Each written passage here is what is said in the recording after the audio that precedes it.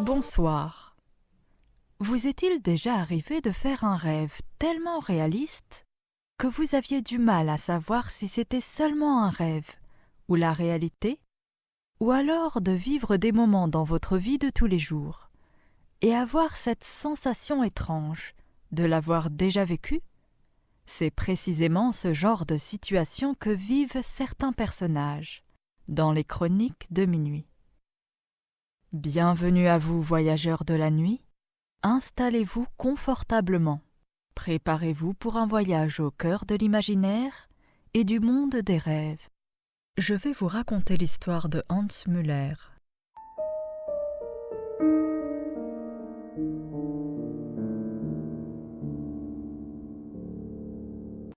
Hans est chercheur dans la station polaire Aurora, située en Arctique. Originaire d'Allemagne, il travaille avec Pauline, une Française, et Marco, un Italien. Ensemble, ils étudient les effets du réchauffement climatique sur cette région isolée du monde. Hans et Marco sont spécialisés en climatologie, tandis que Pauline se concentre sur la microbiologie. Le quotidien de l'équipe est rythmé par un travail intense. La situation qu'ils avaient constatée sur place, et qui ne cessait de se dégrader, était assez inquiétante. Ils avaient observé les premières victimes de ce fléau, les ours polaires, qui subissaient de plein fouet les effets désastreux de ce phénomène climatique. Si rien n'était fait pour changer les habitudes de chacun, la fonte des glaces ne ferait qu'accentuer la montée des eaux, entraînant des conséquences terribles. Mais heureusement, les trois chercheurs étaient plutôt optimistes. Après des heures de prélèvement et d'analyse, la fin de journée annonçait un moment qu'ils attendaient tous avec impatience. Les appels à leurs proches, indispensables pour maintenir un lien avec le monde extérieur et garder le moral. Et Dieu sait qu'ils en avaient besoin. D'autant plus que cette équipe était censée rester sur place au moins 6 mois, avant d'être relayée par un autre groupe. Ce matin-là, Pauline enfourcha sa motoneige, chargée de matériel pour prélever une carotte de glace, dans une zone où la fonte était particulièrement préoccupante. Une fois de retour à la station, elle procéda aux examens de routine. En observant une coupe de la carotte de glace au microscope, elle fut stupéfaite de constater une activité bactérienne très intense. Cette souche semblait avoir été emprisonnée sous la glace pendant des millénaires. Alors qu'elle manipulait les échantillons sous la cloche stérile de son laboratoire, elle déchira accidentellement son gant, exposant brièvement sa main à la souche bactérienne. Elle réagit immédiatement en appliquant le protocole de sécurité. Elle isola le laboratoire et se précipita sous la douche prévue à cet effet, pour se décontaminer, espérant ne pas avoir été exposée. Elle ne s'attendait pas à une telle situation, d'autant que cette bactérie, après avoir été emprisonnée sous la glace durant des millénaires, aurait normalement dû être inactive. Les jours suivants se déroulèrent dans la routine habituelle. La solitude et les habitudes bien réglées rythmaient les journées de l'équipe avec une précision presque mécanique. Pourtant, à leur insu, quelque chose d'inimaginable allait bientôt surgir de la découverte de Pauline. Et cela se manifesta par un changement brusque dans le comportement de Pauline. D'ordinaire douce et calme, elle commença à montrer des signes de nervosité qui n'échappèrent pas à ses collègues. Rapidement, cette nervosité céda place à une agressivité inquiétante. Elle semblait changer peu à peu, ce que Hans trouva à la fois étrange et préoccupant. Il décida d'aller la voir pour s'assurer que tout allait bien. Il la trouva dans sa chambre, visiblement souffrante. Sa fièvre était intense, et dans un moment de lucidité, où elle semblait avoir retrouvé son comportement habituel, elle lui demanda de ne pas s'approcher. D'une voix faible, elle expliqua brièvement qu'elle avait de bonnes raisons de penser qu'elle avait été contaminée par une souche bactérienne, prélevée dans les carottes de glace. Pauline insista sur l'urgence de la situation. Elle devait absolument être mise en quarantaine et éviter tout contact avec ses collègues, car elle ignorait si cette souche était contagieuse. Hans, bouleversé par cette révélation, se retrouva face à un dilemme. Comment protéger l'équipe tout en venant en aide à Pauline? Encore sous le choc, il quitta précipitamment sa chambre, le cœur lourd et l'esprit envahi par une multitude de questions. Sans perdre de temps, Hans se rendit dans la chambre de Marco pour lui expliquer la situation. Arrivé auprès de lui, Hans, encore bouleversé, partagea tout ce qu'il venait d'apprendre. La possible contamination de Pauline par une souche bactérienne millénaire et son insistance sur la nécessité d'une mise en quarantaine. Marco fut abasourdi par la nouvelle. Il lui fallut un moment pour mesurer pleinement les conséquences de cet incident. Hans et Marco activèrent le protocole de quarantaine, respectant scrupuleusement les mesures strictes prévues pour ce type de situation. La chambre de Pauline fut isolée et l'accès à son laboratoire contaminé verrouillé afin de prévenir tout risque de propagation. Malgré leur inquiétude, les deux hommes savaient que le moindre écart pouvait compromettre leur sécurité. Ils surveillaient Pauline à distance, alors qu'elle luttait contre la fièvre et les effets mystérieux de la bactérie. Leur mission scientifique prenait un tournant dramatique, mais ils devaient rester lucides pour protéger leurs collègues tout en veillant à leur propre survie. Ne pouvant se résoudre à laisser Pauline dans cet état, Hans se précipita vers la pharmacie de la station pour chercher des antibiotiques. Il tenta également de contacter la base de soutien logistique de Hambourg pour signaler la situation. Cependant, le signal était instable et une immense tempête de neige approchait, menaçant de les isoler encore davantage dans cet environnement déjà hostile. Hans et Marco, inquiets, décidèrent de veiller sur Pauline à tour de rôle. Ils surveillaient attentivement son état et lui administraient des antibiotiques ainsi que des médicaments pour faire baisser la fièvre. L'isolement, l'incertitude et les conditions extrêmes pesaient lourdement sur eux, mais ils savaient qu'ils devaient garder leur sang-froid pour faire face à cette crise. Bien sûr, ils prenaient toutes les mesures de sécurité en portant des combinaisons de protection afin d'éviter tout contact direct avec la bactérie. En fin de soirée, Marco veilla sur Pauline, tandis que Hans programma son réveil pour 4 heures du matin, prêt à prendre la relève. Lorsque le réveil sonna, Hans fut saisi par un froid glacial. Le vent sifflait violemment à travers la station. Alarmé, il se dirigea immédiatement vers la chambre de Pauline pour s'assurer que tout allait bien. Mais là, il fut frappé d'horreur.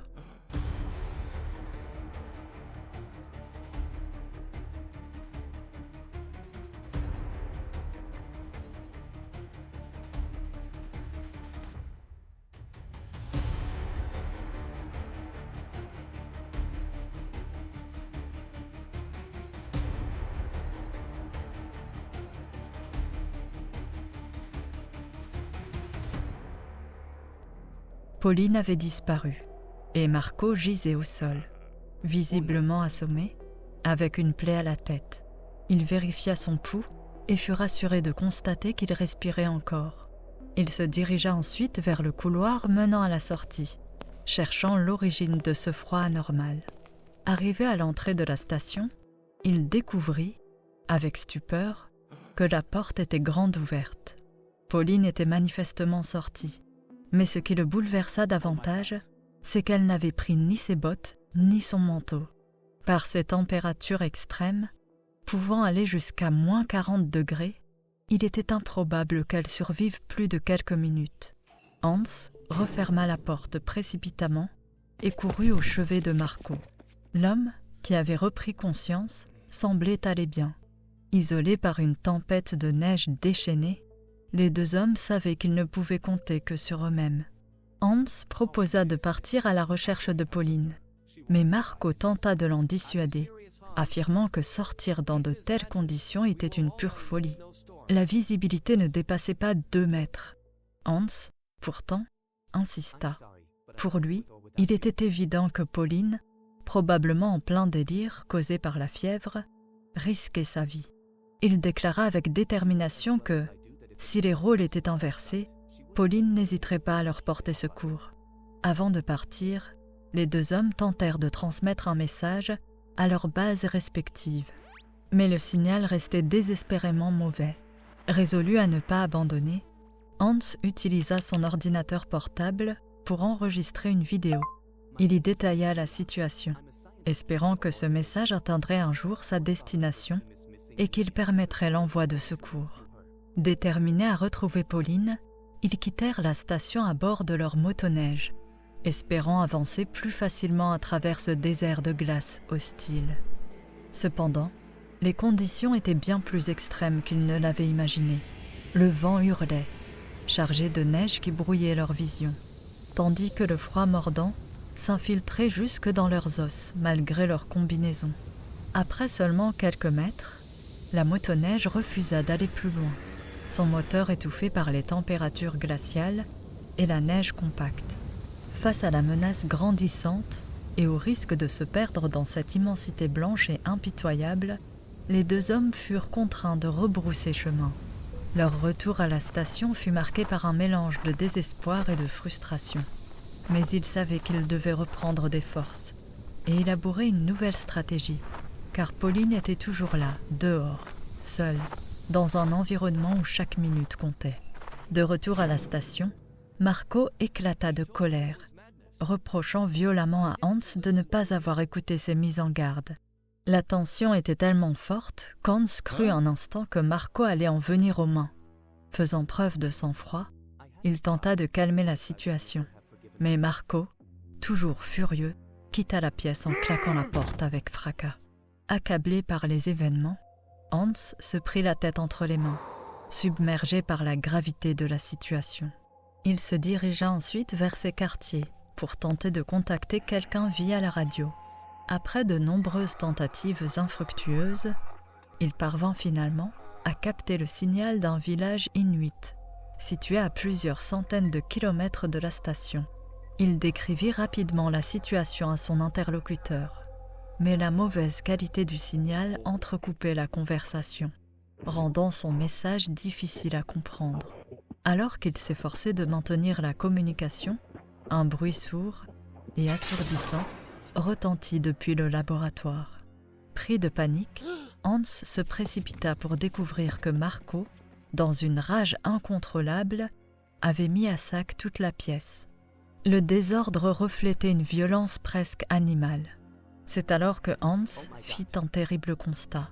Le comportement agressif de Marco, accompagné de la sueur abondante qui perlait sur son visage, semblait être les symptômes de la même fièvre qui avait affecté Pauline.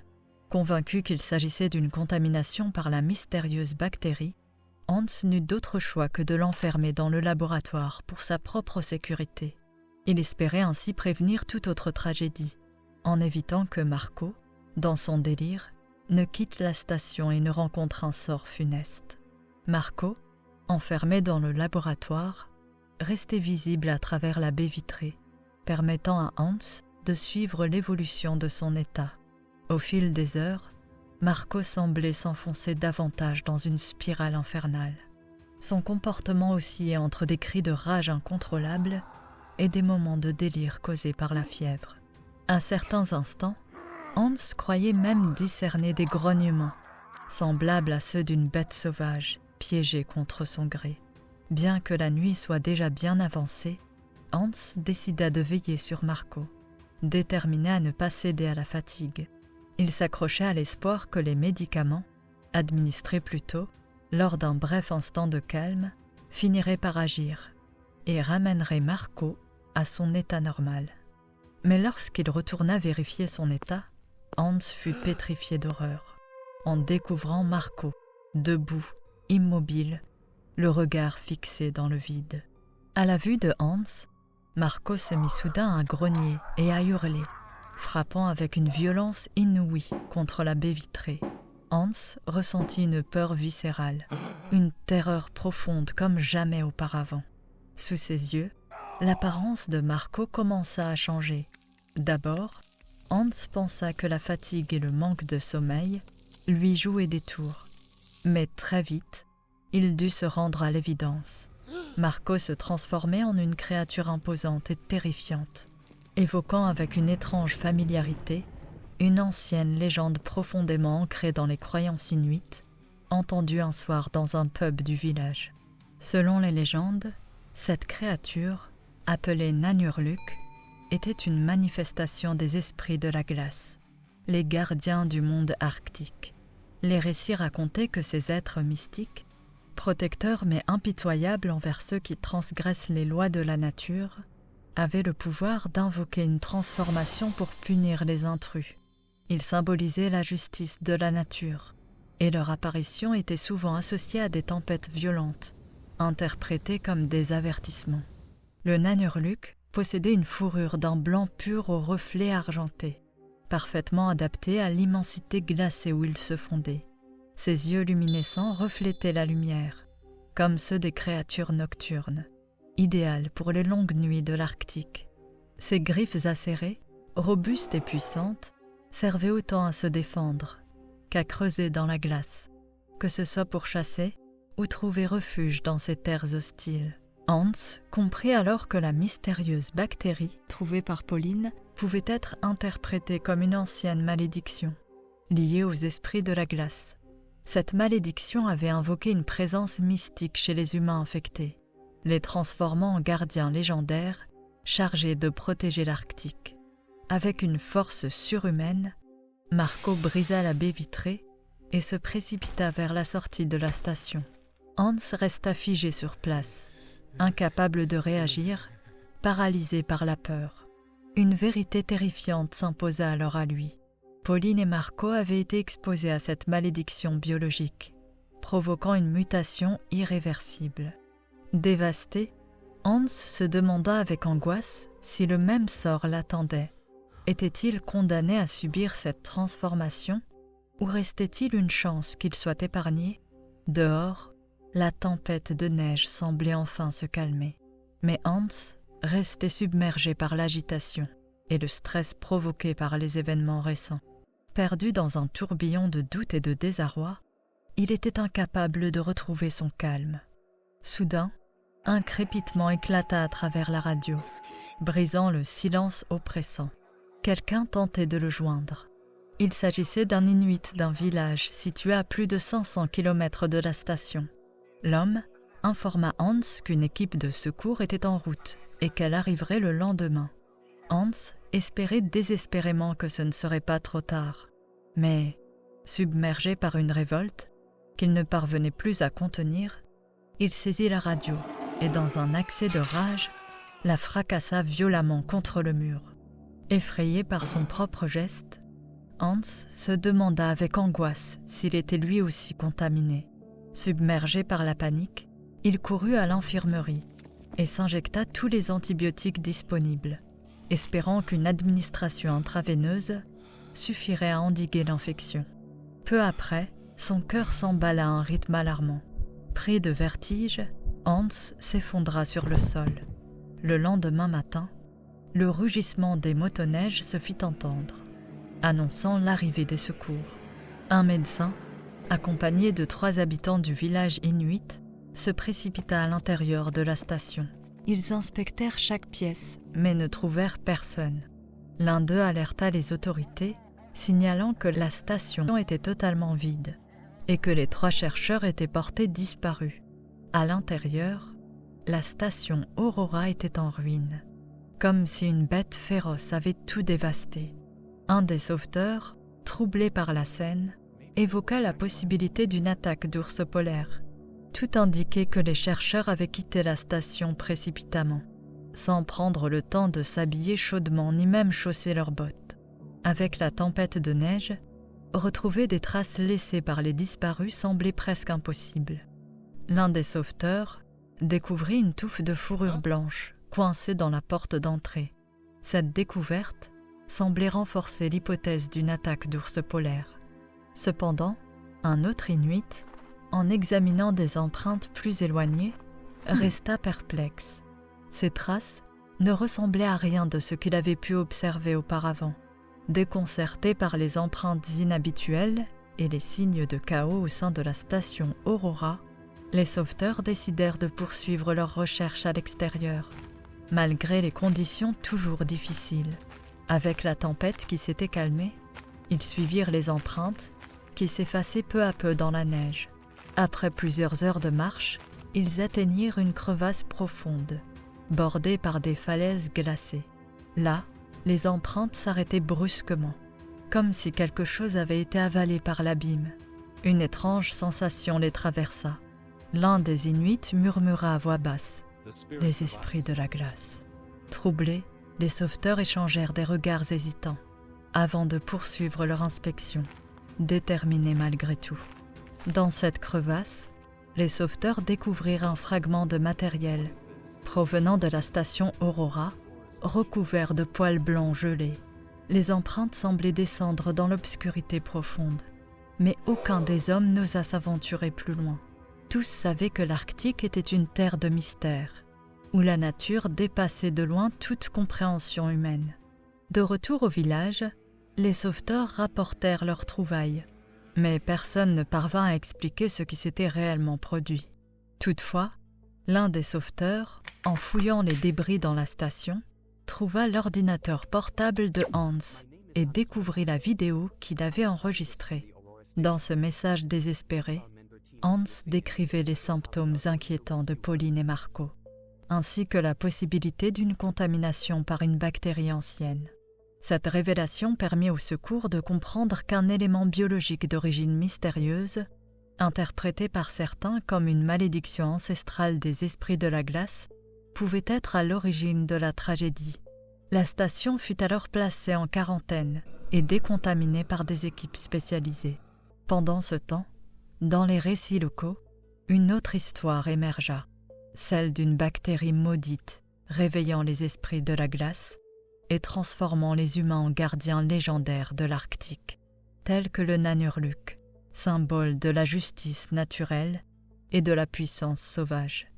Dans le silence oppressant de la nuit arctique, certains prétendaient percevoir des sons étranges, comme des soupirs étouffés ou des échos lointains. Ces murmures semblaient venir de nulle part et partout à la fois, hantant ceux qui osaient écouter et laissant planer l'idée que les disparus n'avaient jamais vraiment quitté ces terres gelées.